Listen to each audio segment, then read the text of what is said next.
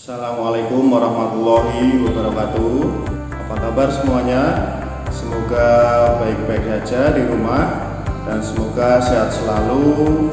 Semoga tetap semangat untuk tetap menjalankan pembelajaran secara online. Kita tetap harus berusaha atau untuk belajar baik di rumah ataupun dimanapun tempatnya berada, karena pembelajaran kita akan kita mulai dengan pembelajaran online. Baik, sebelumnya perkenalkan, nama saya Rian Yuda Setiawan. Terus untuk pertemuan kita pada hari ini, kita akan membahas tentang mata pelajaran pemrograman dasar untuk kelas 10 ya. Jadi untuk pemrograman dasar itu ada beberapa kompetensi dasar yang nantinya akan kita pelajari ke depannya. Itu yang pertama, itu salah satunya adalah menerapkan alur logika pemrograman komputer, dan masih banyak kompetensi dasar lainnya yang akan kita pelajari nantinya ke depan. Jadi kita mulai saja untuk pembelajaran pada hari ini, yaitu menerapkan alur logika pemrograman. Dan untuk KKM pada mapel pemrograman dasar itu adalah 70. Oke, langsung saja kita langsung masuk ke materi menerapkan alur logika pemrograman komputer. Yang nantinya akan kita pelajari adalah algoritma pemrograman.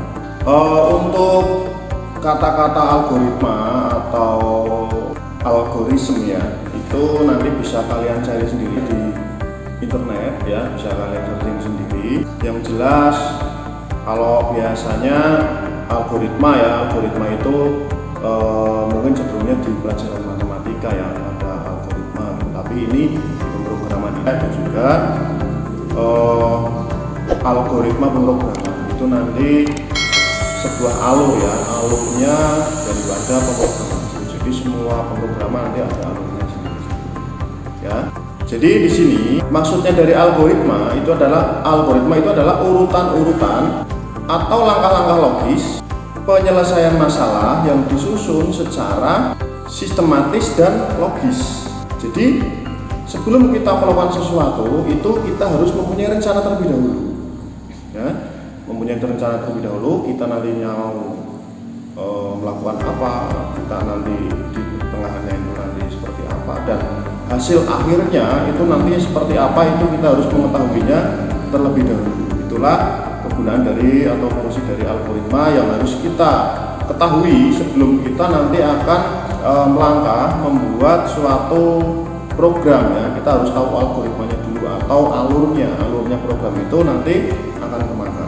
Contohnya, sebagai contohnya itu kopi susu ya. Kopi susu itu kenapa kok bisa menjadi kopi susu? Itu pasti ada suatu proses pencampuran ya antara kopi dengan susu, dan kemudian jadilah sebuah minuman yang dinamakan dengan kopi susu. Nah, itulah di langkah-langkah itulah itu yang dinamakan dengan algoritma. Tetapi kalau itu bukan algoritma pemrograman ya, itu algoritma untuk membuat kopi susu.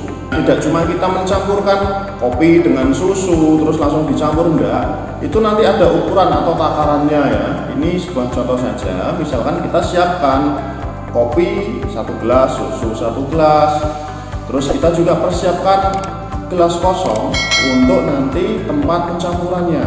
Jadi kopinya setengah, susunya juga setengah. Nanti kita campurkan jadilah sebuah atau minuman kopi susu. Itulah yang dinamakan dengan algoritma untuk pembuatan kopi susu.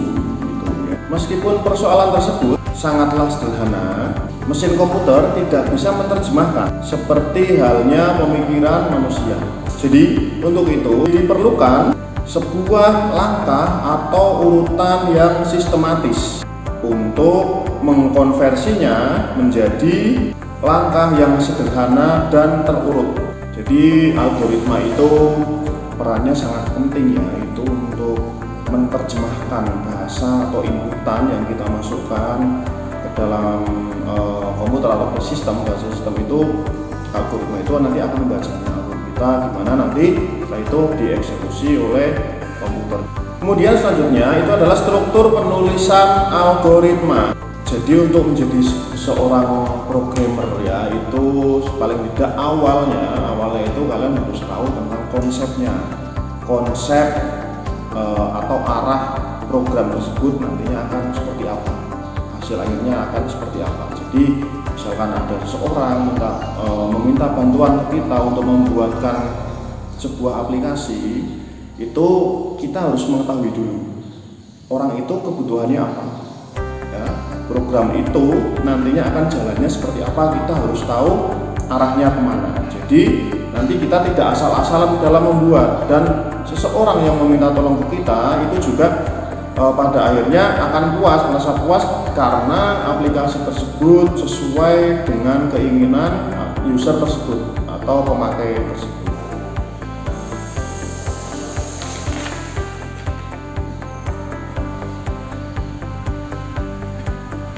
Jadi ada beberapa metode dalam perancangan atau penulisan algoritma ya. Yang pertama, menggunakan bahasa alami atau natural. Maksudnya adalah penyampaian dari user ke seorang programmernya dengan bahasa yang mereka pahami, mereka berdua pahami. Jadi tidak mungkin yang satu memakai bahasa Perancis, yang satu menggunakan bahasa Jawa. Itu kan jauh. Jadi yang satu tidak mengetahui bahasa Perancis, yang satu tidak mengetahui bahasa Jawa. Tidak seperti itu. Jadi bahasanya kita menggunakan bahasa yang natural, yang setidaknya dua orang tersebut interaksinya mudah. Jadi programmernya tahu apa yang dimaksud atau apa yang diinginkan oleh usernya atau pemakainya nanti, dan pemakainya juga dalam penyampaiannya mudah sekali. Itu ya, itu yang pertama. Dan yang kedua, menggunakan bagan alir atau yang dinamakan dengan flowchart ya. Jadi ada susunannya, mulainya itu dari mana, setelah mulai itu arahnya nanti larinya kemana, setelah lari kemana itu nanti ada yang namanya validasi. Nah, validasi itu menentukan iya atau tidak. Kalau iya nanti eksekusinya seperti apa, kalau tidak nanti eksekusinya seperti apa. Itu yang dinamakan dengan flowchart ya. Jadi harus tahu seperti itu dan harus merancang seperti itu juga ya. Itu diambil dari tentang tadi ya, bahasa yang natural ya. Jadi keinginan user nanti akan diketahui oleh programmernya itu sendiri ya, arahnya kemana nanti segera akan dieksekusi.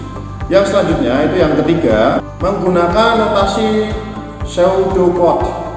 Itu adalah kode semu. Itu merupakan deskripsi tingkat tinggi informal dan ringkas atas pemrograman algoritma komputer, menggunakan konvensi struktural atas suatu bahasa pemrograman, dan yang ditujukan untuk dibaca oleh manusia, bukan oleh mesin. Mesin hanya alatnya untuk pembuatan kode tersebut dan nanti akan menampilkannya, bukan untuk nanti yang pemakainya ya atau pembacanya itu bukan.